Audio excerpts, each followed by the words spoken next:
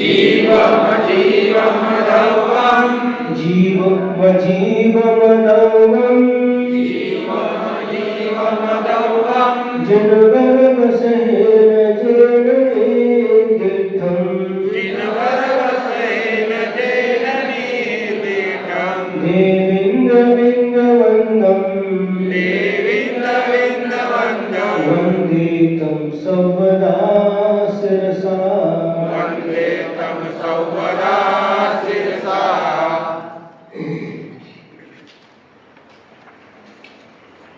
गाथा नंबर 5 तक हो चुके हैं।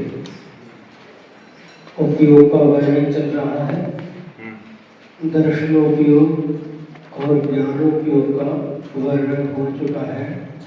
अब नई की विवक्षा से, निश्चय नई की अपेक्षा से, व्यवहार नई की अपेक्षा से पुनः उपयोग के बारे में बताया जा रहा है। गाथा नंबर 6।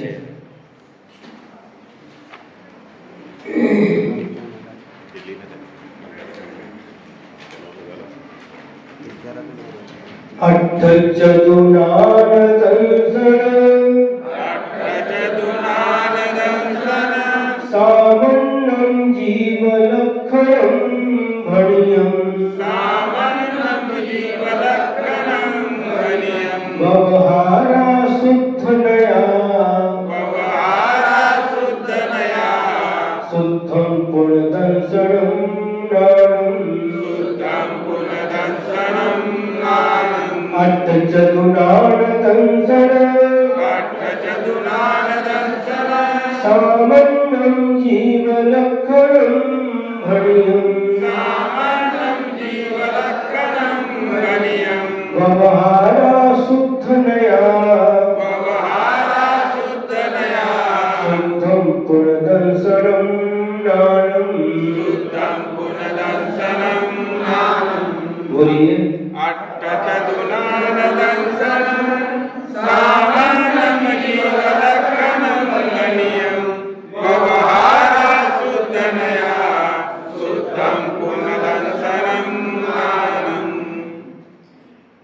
व्यवहारा यानी व्यवहार नहीं की अपेक्षा से।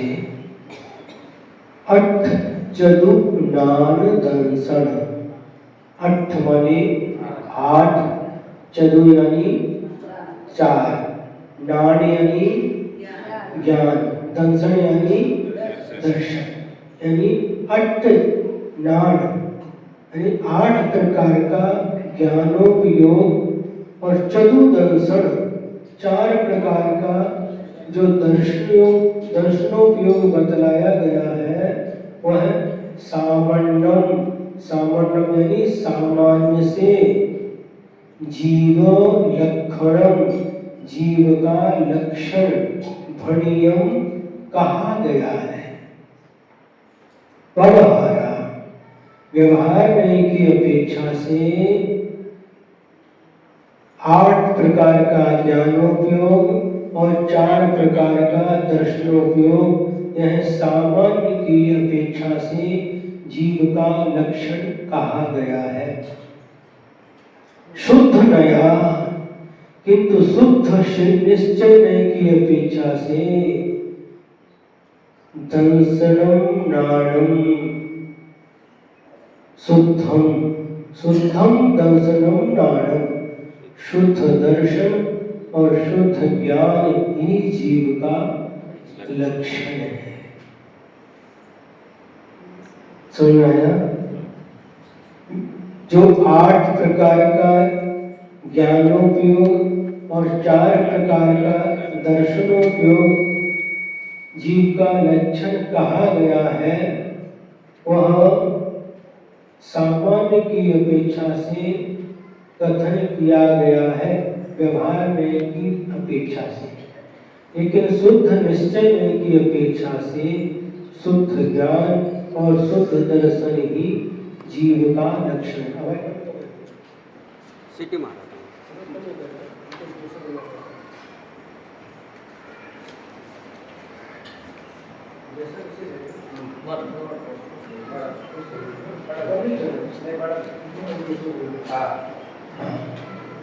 समझ में आया? क्या समझ में आया? जो पिछली दो गाथाओं में 8 प्रकार का ज्ञानोपयोग और 4 प्रकार का दर्शनोपयोग ये जीव का लक्षण कहा गया है, वह व्यवहार में की अपेक्षा से सामान्य से जीव का लक्षण कहा गया है।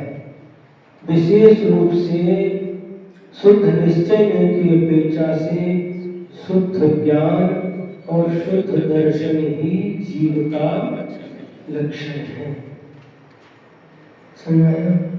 हाँ, वहां पर भेद की अपेक्षा से कथन किया है। जीव का लक्षण क्या बताया? उपयोगो लक्षणम, उपयोग ही जीव का लक्षण है। ये सामान्य हो गया, सामान्य से बता दिया। अब उसमें जो 8 प्रकार ज्ञानोपयोग और 4 प्रकार का दर्शनोपयोग भेद किया गया है, जो भेद जहाँ पर किया जाता है वह व्यवहार न्याय का विषय बन जाता है, और जहाँ पर अभेद रूप से कथन किया जाता है वह निश्चय न्याय का कथन होता है। ज्ञान और दर्शन ये जीव का लक्षण है, ये शुद्ध निश्चय का कथन हुआ। अब ज्ञान 8 प्रकार का, दर्शन 4 प्रकार का, जहाँ पर ये भेद कर दिया जाता है वह व्यवहार न्याय का विषय बन जाता है। सुनो है?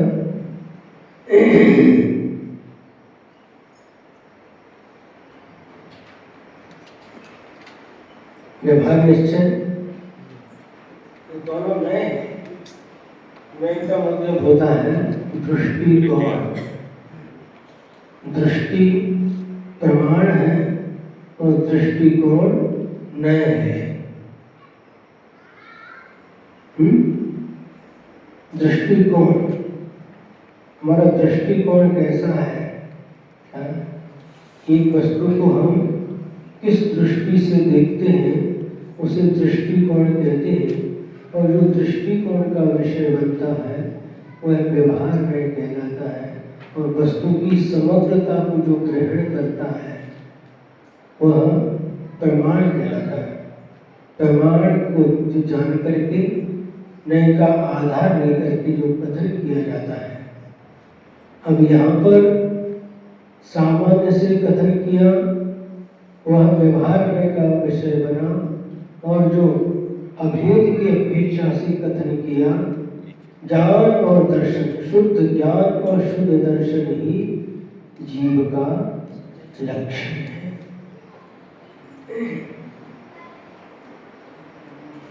अब देखिए, अब इन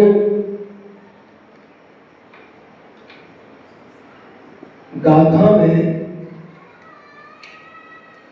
शुद्ध और अशुद्ध दोनों प्रकार से कथन किया गया है।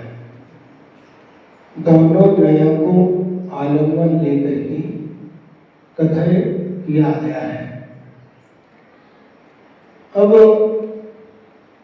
इसको थोड़ा और हम समझते हैं। जो सामान्य से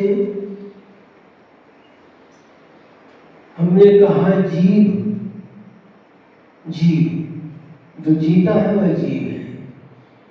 यह निश्चय का कथन हुआ, अभेद का कथन हुआ, और जब हम इसमें भेद करते चले जाते हैं, जीव सामान्य से जीव हो गया।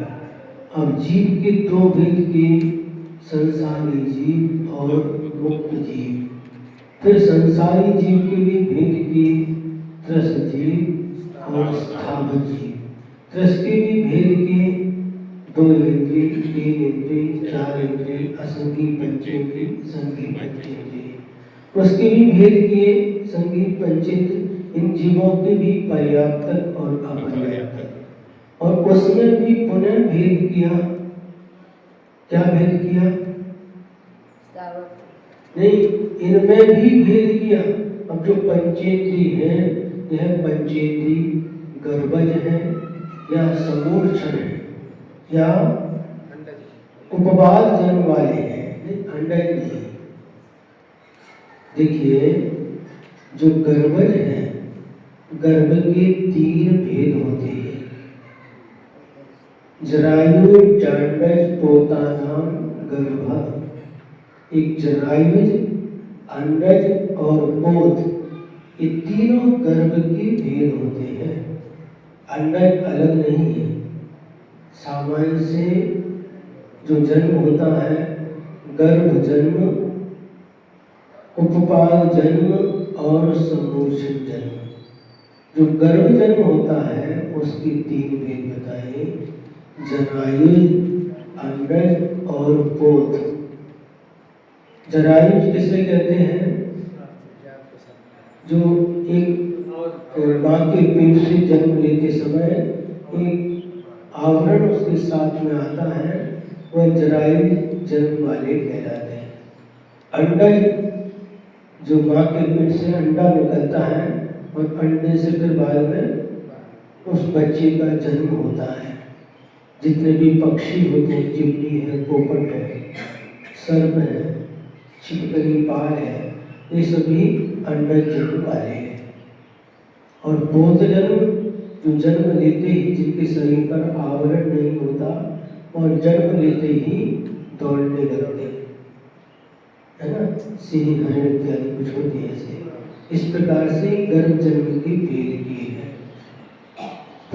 उपवाद जन्म देव और नायकों का उपवाद जन्म होता है। और समूर्छन जन्म बिना माता पिता के पौगलिक बर्गनों को ग्रहण करके जो अपने शरीर की रचना कर लेता है, उसे समूर्छन जन्म कहते हैं। इनको माता पिता की आवश्यकता नहीं होती। लेकिन विज्ञान इस बात को नहीं मानता। विज्ञान कहता है कि नहीं, तो जन्म होता है उसमें नर होता है, मादा होता है, इन दोनों के संयोग से ही जन्म होता है। चाहे एक इंद्रिय हो, चाहे 2 इंद्रिय, कोई भी, कोई इससे मतलब नहीं है। लेकिन आचार्य श्री उमा स्वामी महाराज जी ने तत्वार्थ सूत्र ग्रंथराज में लिखा है। क्या लिखा है?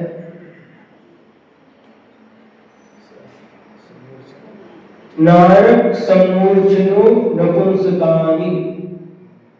नारकी जीव और जितने भी समूर्छन जीव होते हैं, वह नियम से नपुंसक होते हैं। उसमें न नर होता है न मादा होता है। समझा ना? समूर्छन जीव जितने भी हैं, 1 इंद्रिय से लेकर के 4 इंद्रिय तक तो नियम से समूर्छन जन्म वाले होते हैं। और जो समूर्छन है वह नियम से नपुंसक लिंग वाले होते हैं। उसमें न स्त्री है न पुरुष है, ये नियम है। चिट्टी जो है समूर्छन आपको कभी-कभी काली चिट्टियां जब देखते हैं, जब एक जगह जमा हो जाती है ना, सफेद ऐसा डॉट डॉट दिखते हैं, वो अंडे होते हैं क्या? सफेद बहुत सारी जब चिट्टियां लग जाती है जगह पे, तो उसमें सफेद अंडे जैसा कुछ तो दिखता है, एकदम dot dot dot dot dot. हाँ, वो क्या होता है? उनकी कोई खाने की वस्तु हो सकती है या दूसरी कोई वस्तु हो सकती है, लेकिन वह नियम से समूर्छन ही होता है। एक व्यक्ति आ गया हमारे पास में, ये सब गलत है। इंदौर की बात है, दीक्षा के बाद 1999 में इंदौर में चातुर्मास हुआ था, गोमटपुरी पर गुरुदेव के सानिध्य में। उस समय एक व्यक्ति आया, पढ़ा लिखा था, साइंस पढ़ करके आया था, साइंटिस्ट था। ये ऐसा हो ही नहीं सकता, नर और मादा के बिना जीव की उत्पत्ति हो ही नहीं सकती। साइंटिस्ट था। अब इसको कैसे समझाएं? फिर भी समझाने का प्रयास किया। हमने कहा देखो, जो फल रहते हैं, फल जो फ्रेश है उसमें कभी भी जीव नहीं रहती। जब वही फल सड़ जाता है तो उसके अंदर लटें अड़ी पड़ जाती है। उस फल के अंदर न नर था न मादा था, उसके अंदर एक लट अड़ी कहाँ से आ गई? आप गेहूं ज्वार कोई भी इसको पीस करके आटा बनाइए और अच्छी तरह से छान करके एयर टाइट पैक करके रख दीजिए और 2-4 महीने के बाद उसको फाड़िए, उसको पैकेट को, और देखिए उसके अंदर अड़ी आई है। वह अड़ी कहाँ से आई? उस अड़ी की उत्पत्ति, उस जीव की उत्पत्ति कहाँ से हो गई? न उसमें नर था न मादा था। आपने अच्छी तरह से छान करके एयर टाइट उसको पैक करके रखा है, उसमें अड़ी की उत्पत्ति कहाँ से हो गई? समझ आ रहा है? होता कि नहीं होता है। जो आप थोड़ा सा कचरा इकट्ठा हुआ, जो कुछ भी है, गाय सेवन करती है, उसमें कुछ नहीं मिलेगा और थोड़े दिन के बाद उसमें से एक कहाँ से आए? तो ये बिना माता पिता के उद्गल वर्गणों को ग्रहण करके वह जीव अपना शरीर बना लेता है, उसे समूर्छन जन्म कहते हैं। और समूर्छन जन्म वाले नियम से नपुंसक ही होते हैं। शाम के समय बहुत सारे मच्छरों की उत्पत्ति हो जाती है, लाइट जली तो अलग अलग प्रकार के कीड़े आ जाते हैं। जब बारिश का मौसम आता तो पंख वाले बड़े बड़े जीव उड़ने लग जाते हैं, हेलीकॉप्टर जैसे। कहाँ से आए वो? कहाँ से आए? वातावरण की बस तो समूर्छन जन्म है। उनको समझाया, फिर उनको समझ में आ गया। हाँ बोलिए प्रभाकर जी, क्या बोल रहे हैं? अंडे में से जन्म होता हमारा, वो गर्भ जन्म कैसे? अंडे में से जन्म होता, वो गर्भ जन्म कैसे? तो अंडा कहाँ से आता है? गर्भ में से तो आता है। अंडे में से जन्म होता ना? अंडे में से जन्म होता क्या? बिना गर्भ के अंडा बना? पहले उस अंडे की उत्पत्ति माँ के गर्भ में होती है। जो पक्षी है उसके पेट में ही अंडा बनता है, बनने के बाद वह उस पक्षी के पेट से बाहर आता है, गर्भ में ही रहता ना मेरे, इसलिए गर्भ का ही भेद अंडा है। फिर बाद में उसका जो प्रक्रिया रहती है तो पक्षी उस अंडे को ऊष्मा देती है, बाद में उसी अंडे से जीव की उत्पत्ति हो जाती है। सुन रहे हैं? हाँ। तो उनको समझाया, साइंटिस्ट था, विज्ञान पढ़ के साइंस पढ़ के आया था, उनको समझाना कठिन होता है। उसी प्रकार से दुदल होता है। दुदल मतलब क्या है? जो दाल रहती है ना, मूंग है, तूर है, उड़द है, जो जिसके 2 दल हो जाते हैं, हरभरा है, उसमें दही का मिश्रण हो और अपना थोक मिल जाए, उसमें समूर्छन जीवों की उत्पत्ति हो जाती है। इसलिए दुधल का सेवन नहीं करना चाहिए। आप लोग इस बात का विचार नहीं करते। दही बड़ा है, उड़द का बड़ा बनाते और दही में डाल करके खा जाते। ये दुधल है, इसमें समूर्छन जीवों की उत्पत्ति हो जाती है। सुनेंगे नहीं है? कड़ी यदि बेसन की बनाई है दही डाल करके, तो वह भी मुख्य गाय के संयोग से उसमें भी जीवों की उत्पत्ति हो जाती है। जितने भी दुधल की वस्तुएं हैं, कभी भी दही के साथ नहीं खाना चाहिए।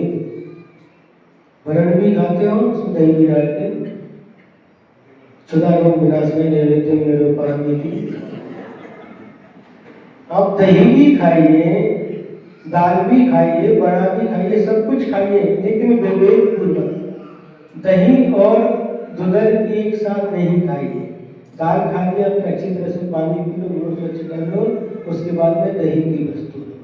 दही पहले खाया है तो फिर अच्छी तरह से मुंह साफ करके फिर दाल की वस्तु। इस प्रकार का विवेक रखना चाहिए। गरम दूध का दही बनाए तो चाहे गर्म दूध का बनाओ चाहे ठंडे दूध का, दूध दही तो गर्म दूध से ही बनता है।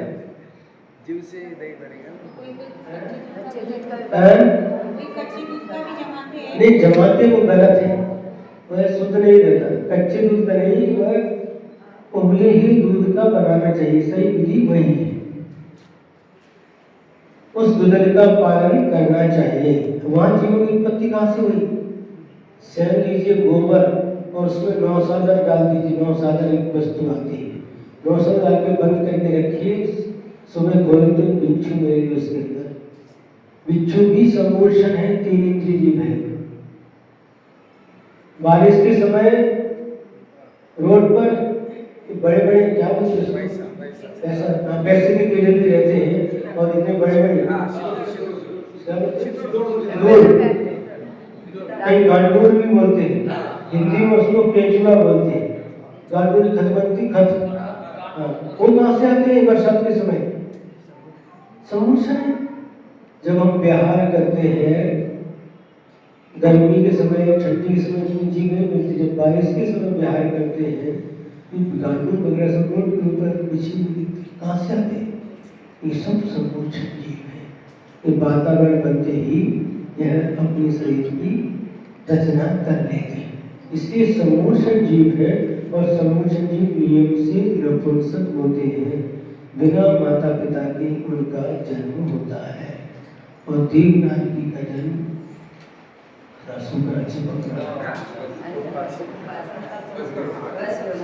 थोड़ा बहुत 10 पूरा अभी का बड़ा हाँ ना, नहीं 2 दिन का छुपा से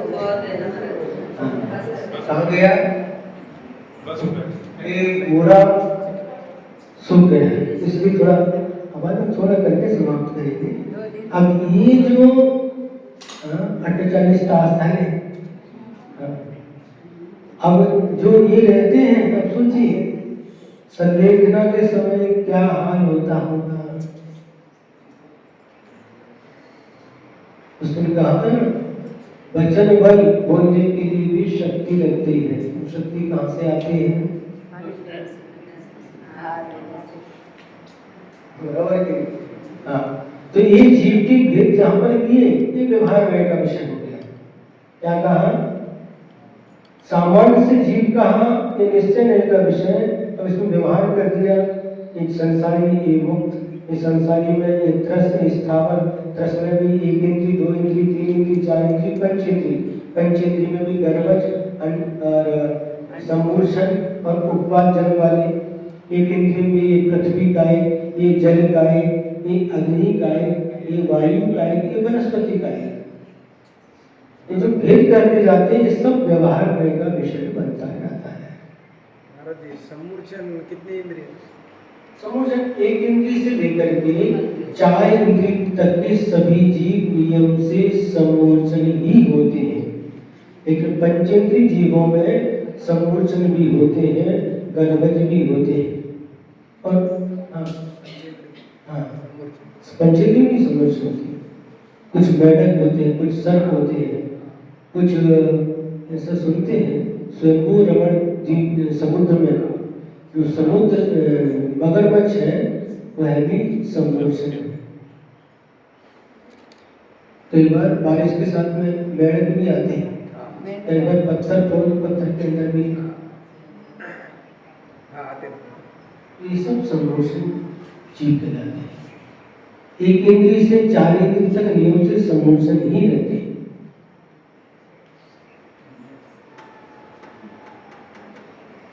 सुना नहीं, प्रसंग याद आ गया, सुना दो क्या? कल सुनाए, कल सुनाए, कल सुनाए।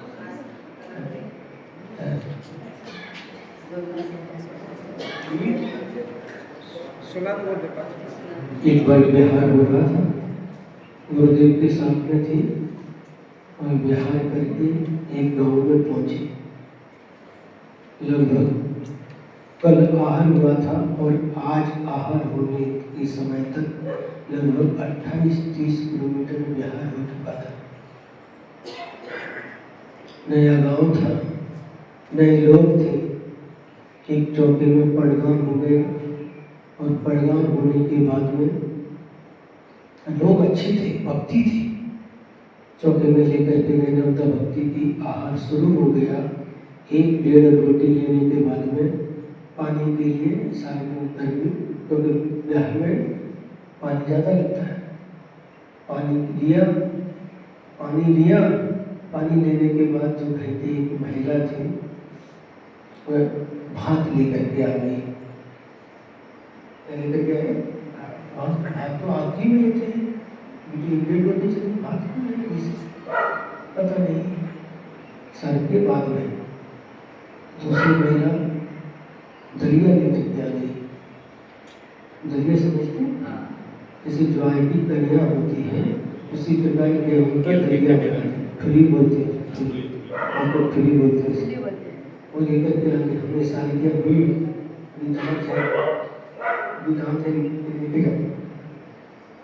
क्या बाद में रोटी से कुछ लेकर के आएगी। लेकिन और समझदार व्यक्ति एक महिला सौंप लेकर के आ गई, बड़ी सौंप। क्या लेके आई? बड़ी सौंप लेकर के आई। उनका मामला गड़बड़ है, बिहार करके आए हैं, एक में उनसे बड़ी बात है। बिहार के इसमें भूख ज़्यादा लगती क्या तो क्या सोचने लगे, दरिया भी गया, भाग भी गया, ये सौंप लेकर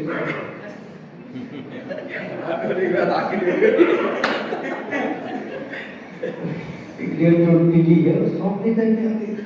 मना किया, दूसरी इलायची लेकर के आ, एक ओवा अजवाइन लेकर के आ, काम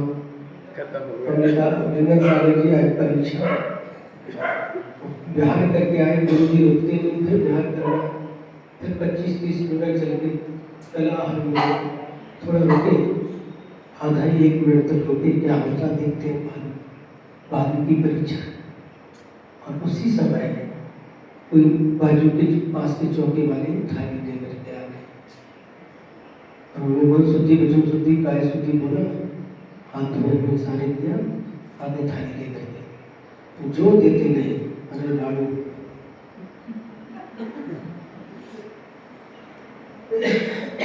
अरे निमंत्री रसुली जो कुछ पूरी जो देते गए। फिर उनके बड़ा नहीं करना, चौके वालों को भी समझ में आ गया, अपने आप ही तो है। फिर अपनी चौके वाले भी अपनी सामग्री निकाल करके देने लगी। इस तरह से आहार पूरा हो गया। जब आहार पूरा हो गया, आहार के बाद जब गुरुदेव आचार्य श्री के चरणों में पहुंचे और उनको यह घटना बताई, आचार्य श्री आज ऐसा हुआ। आचार्य श्री पूछे क्या हुआ? आज जिस चौके में गए थे 1-1.5 रोटी ली थी, उसके बाद में आपकी रोटी ज्वार की नहीं बल के बनाते हैं, छोटे सब बल के लेते थे। 1-1.5 रोटी ली और पानी के लिए पानी लिया और पानी के बाद एक महिला चावल लेकर के आ गई। हाँ, जब हमने चावल के लिए मना किया तो दूसरी महिला थोड़ी लेकर के आ गई, दलिया लेकर के आ गई। अच्छा, हमने सारी किया, अभी तो हमारी दांत है, लेकर के आ गई। फिर एक महिला बोले आचार्य श्री सौंप लेकर के आ गई। हाँ, जोर से हंसने लगी, ऐसे घात करने जोर से हंसने लगी। फिर क्या हुआ आपको उसके लगे?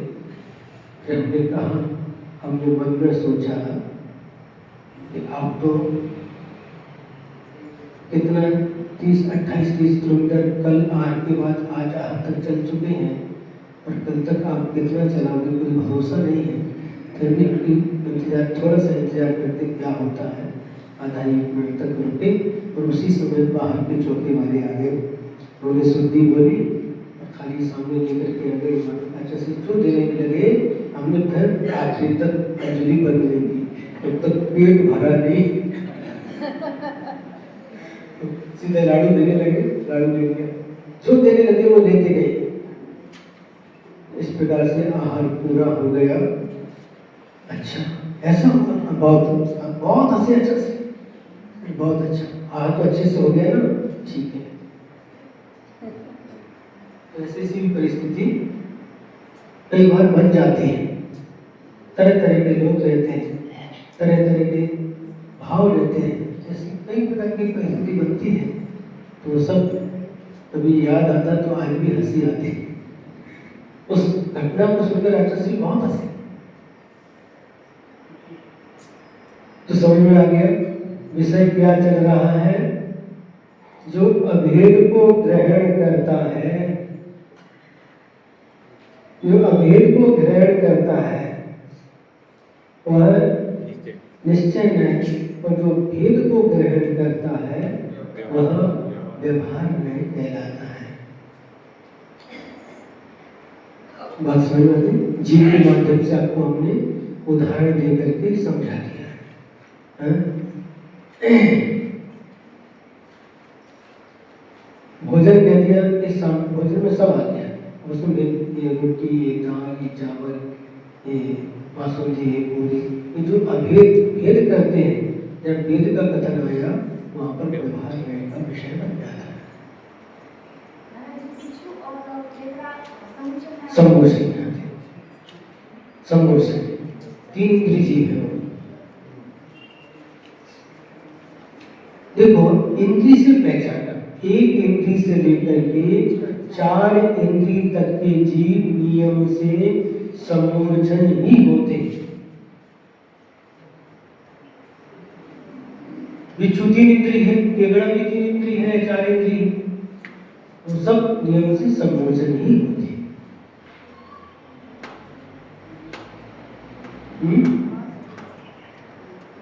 क्या हुआ? एक बार इसका अर्थ का उच्चारण और करेंगे, अर्थ एक बार और समझेंगे, इसके बाद में आज का विषय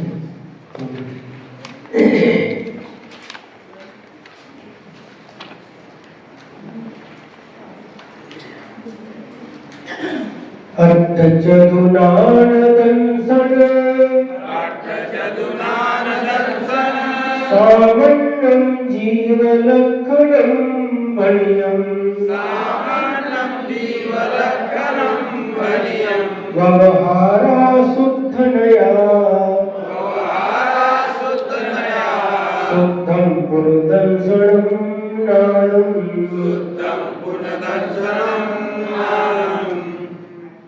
8 प्रकार का ज्ञानोपयोग, 4 प्रकार का दर्शनोपयोग, सामान्यम सामान्य से, जीव लक्षणम जीव का लक्षण, फणियम कहा गया है, व्यवहारा व्यवहार में की अपेक्षा से, अर्थात व्यवहार में की अपेक्षा से 8 प्रकार का ज्ञानोपयोग और 4 प्रकार का दर्शनोपयोग यह जीव का लक्षण कहा गया है, यह सामान्य की अपेक्षा से कथन किया गया है। और व्यवहार में की शुद्ध न्याय की अपेक्षा से शुद्धम गुण दर्शनम नामनम, शुद्ध दर्शन और शुद्ध ज्ञान ही जीव का लक्षण है। अब हमने 1 इंद्रिय से लेकर के 5 इंद्रिय तक दर्शन उपयोग के बारे में आपको बताया था। यदि हम थोड़ा सा ज्ञानोपयोग के बारे में भी थोड़ी चर्चा करें, किसके पास कितने उपयोग हैं व्यवहार की अपेक्षा से, आप लोगों के पास कितने उपयोग हैं? बोलिए। हाँ, दर्शनोपयोग, ज्ञानोपयोग। दर्शनोपयोग में कितने दर्शनोपयोग हैं? आपके पास कितने हैं? हाँ,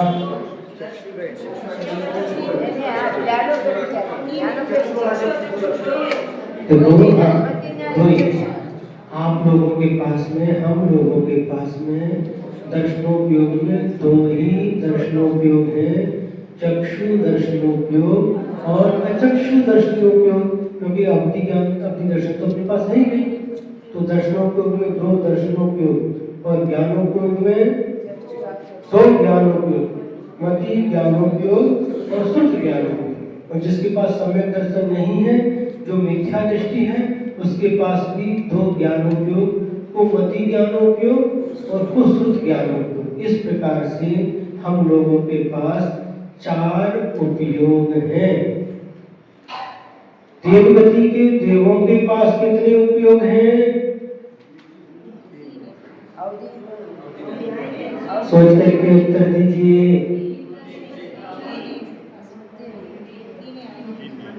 क्या बोला हमने?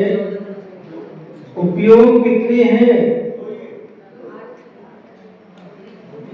इसी में से उत्तर दीजिए। 6 उपयोग हैं। दर्शनोपयोग में 3 दर्शनोपयोग, चक्षु दर्शनोपयोग, अचक्षु दर्शनोपयोग और अवधि दर्शनोपयोग। और उसी प्रकार ज्ञानोपयोग में मति ज्ञानोपयोग, शुद्ध ज्ञानोपयोग और अवधि ज्ञानोपयोग। यदि देव मिथ्या दृष्टि है तो को मति, को शुद्ध, को अवधि। इच्छा देवगति के देवों के पास 6 उपयोग होते हैं। जो भी मिथ्या दृष्टि रहती है, जो भी मिथ्या दृष्टि रहती और क्या समय दृष्टि रहती सभी। चारों गति के जीवों में समय दृष्टि भी है, मिथ्या दृष्टि भी। मति और कुमति दोनों एक साथ हो सकते हैं? नहीं। क्या अंधकार और प्रकाश एक साथ हो सकते हैं? तो प्रकाश नहीं। जहाँ प्रकाश होगा वहाँ अंधेरा नहीं रहेगा, जहाँ अंधेरा होगा वहाँ पर प्रकाश नहीं रहेगा। मति ज्ञान सम्यक दृष्टि जीव को, कुमति ज्ञान मिथ्या दृष्टि जीव को, दोनों एक साथ नहीं रह सकते। मिथ्या तो रहेगा या सम्यक तो रहेगा? नहीं। हाँ, अच्छा प्रश्न है। दर्शनोपयोग में दर्शन, सुदर्शन, सो अवधि और को अवधि ऐसा नहीं होता। दर्शनोपयोग में एक भेद नहीं है, ज्ञानोपयोग में ही एक भेद किए गए हैं, सुख और को। ठीक है। यदि हमने पूछा एक इंद्रिय जीव के पास कितने उपयोग हैं? कितने बताओ?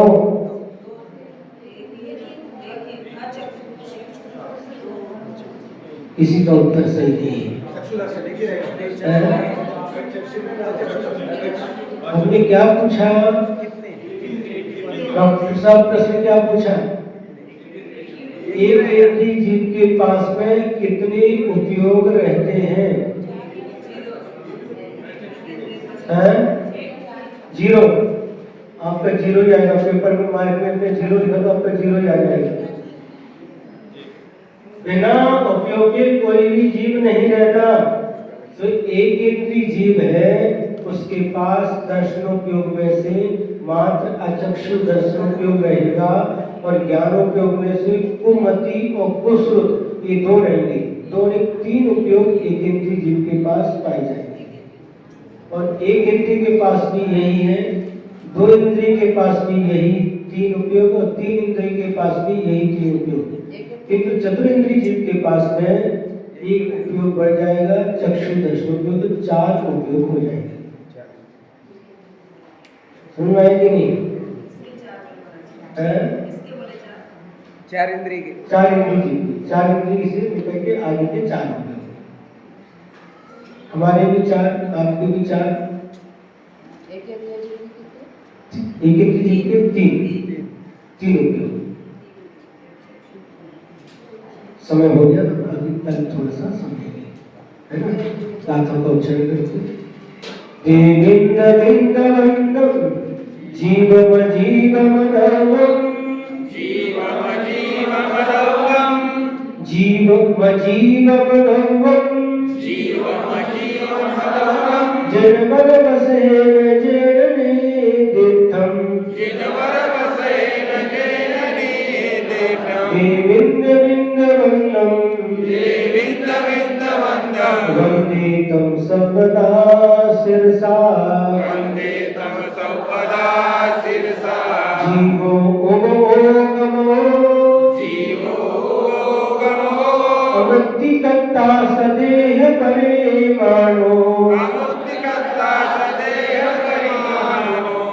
भोक्ता संसारत्थो सिद्धो सो विश्वसोढगई तिक्काले चतुपाणा इंद्रिय बल मानुआण पाणोय मनपच्च केवल मगी भवहारा सो जीवो निश्चय नैनो चेतनाजस्स